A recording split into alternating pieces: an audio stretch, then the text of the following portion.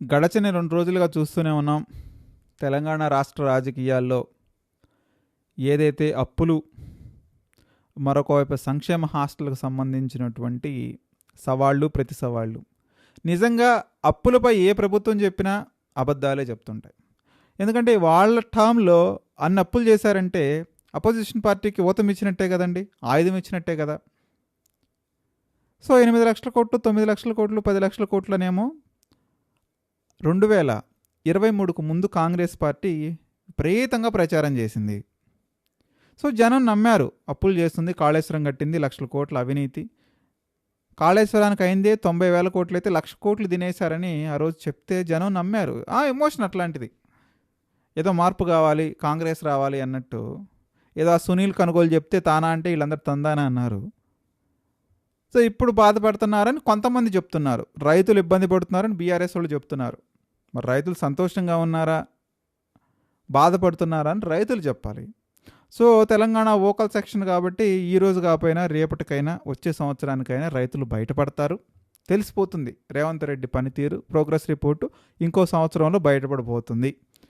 So అదైతే ప్రాబ్లమే లేదు. కాకపోతే ఈ గ్యాప్లో వచ్చినటువంటి సవాళ్ళు, ప్రతి సవాళ్ళు, అందులో జూపల్లి కృష్ణారావు, రావు వర్సెస్ రావు. అంటే ఈ స్ట్రాటజీని మనం చంద్రబాబు నాయుడు ప్రభుత్వంలో చూస్తాం. ఇప్పుడు చంద్రబాబు నాయుడు అప్పట్లో ఏం చేసేవాడు, ఒక రెడ్డి తిడితే ఆ రెడ్డిని ముందు పెట్టి మాట్లాడిచ్చేవాడు. ఒక ఎస్సీ మాట్లాడితే ఎస్సీని ముందు పెట్టి మాట్లాడిచ్చేవాడు. ఒక ఎస్సీ మాట్లాడితే ఎస్టీని ముందు పెట్టి మాట్లాడిచ్చేవాడు. ఒక కమ్మ మాట్లాడితే కమ్మను పెట్టి తిట్టించేవాడు. సో ఇది ఒక స్ట్రాటజీ. ఆ స్ట్రాటజీని ఇప్పుడు చంద్రబాబు నాయుడు స్ట్రాటజీని జగన్మోహన్ రెడ్డి ఫాలో అవుతాడు. ఇప్పుడు అతని ప్రభుత్వాలు కూడా అయ్యే ఫాలో అవుతున్నాయి. సో అందులో భాగంగానే ఇప్పుడు ఉరుములేని పిడుగులాగా జూపల్లి కృష్ణారావు వచ్చాడు. ఆయన 2 సంవత్సరాల నుంచి ఏం మాట్లాడంటే ఏం మాట్లాడో కూడా తెలియదు.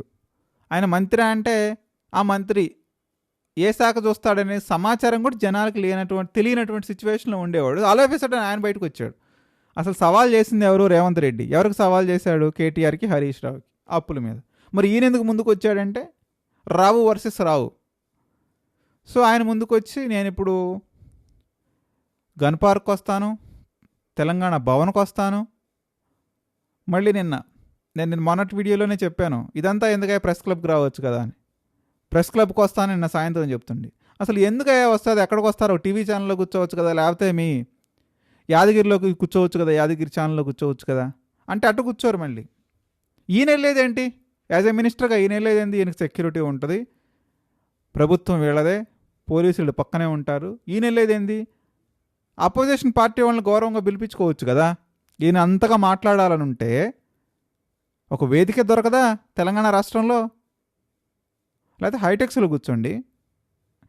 సరే ఆ ప్రెస్ క్లబ్ అన్నారు, ఆ ప్రెస్ క్లబ్లోనే కూర్చోండి, ఆయన మర్యాదగా ఆహ్వానించండి. మీరేమో అక్కడికి వెళ్ళి కూర్చుంటుంటారు, వాళ్ళేమో అక్కడ పోలీసులు అరెస్ట్ చేస్తారు. మరి అంతే కదా, కామన్గా జరిగాయి కదా. చిన్నప్పటి నుంచి చూస్తున్నాం ఈ సవాళ్ళు, ప్రతి సవాళ్ళు.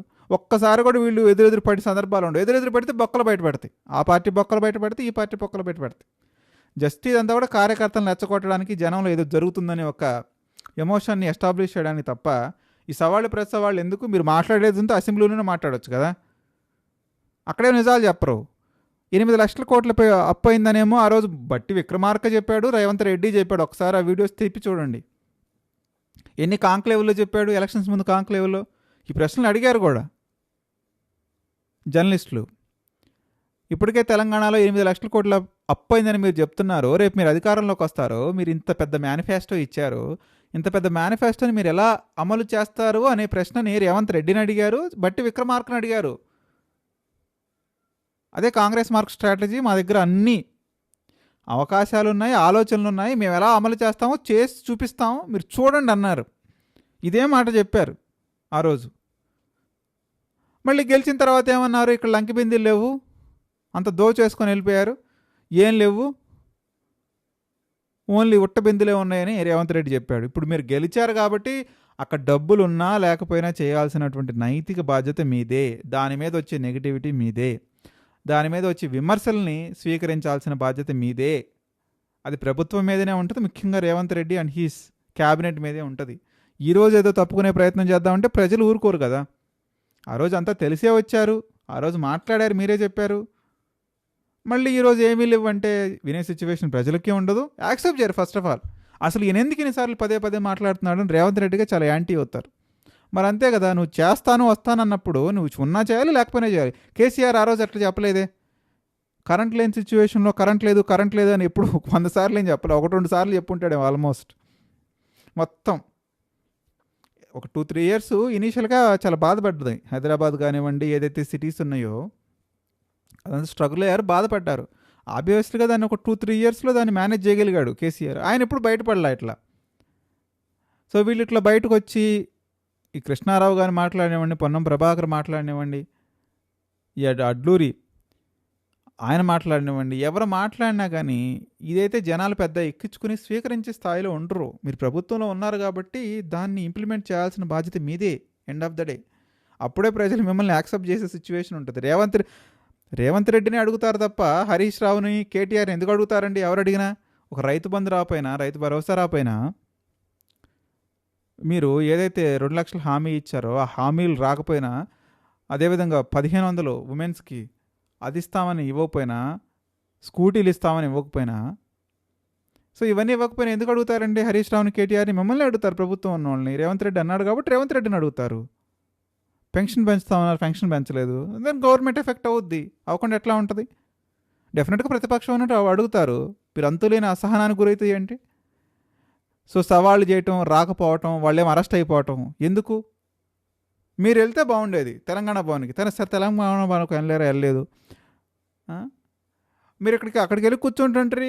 ఆపోజిషన్ పార్టీ వాళ్ళు మూవ్ అవుతున్నారు అనేసరికి శాంతి భద్రతలు ఇష్యూ వస్తేనే వాళ్ళు తీసుకెళ్ళి జైల్లో పెడతాంటారు. హరీష్ రావు అన్నారు కదా మొన్న అరెస్ట్ చేశారు. సో ఇలాంటి సందర్భం వల్ల కాంగ్రెస్కి అయితే ఈ ఎపిసోడ్లో as per my knowledge benefit అయ్యే అవకాశమే లేదు. నాకు తెలిసి కాంగ్రెస్ పార్టీ వాళ్ళు దీన్ని వ్యతిరేకిస్తున్నట్టున్నారు, వాళ్ళ లీడర్స్. ఎందుకు వచ్చినాం సార్ రాద్ధాంతం ఇదంతా, మన దగ్గర డబ్బులు లేవని మనమే ఒప్పుకుంటున్నాం, మనం ఎందుకు అనవసరంగా అన్నెసెసరీ కామెంట్స్ చేయడం, సైలెంట్గా ఉంటే సరిపోద్ది కదా అనే ఉద్దేశం కాంగ్రెస్ పార్టీ కార్యకర్తల్లోనే ఉంది అనిపిస్తుంది. మీరు కూడా మీ అభిప్రాయాన్ని కామెంట్ చేయండి.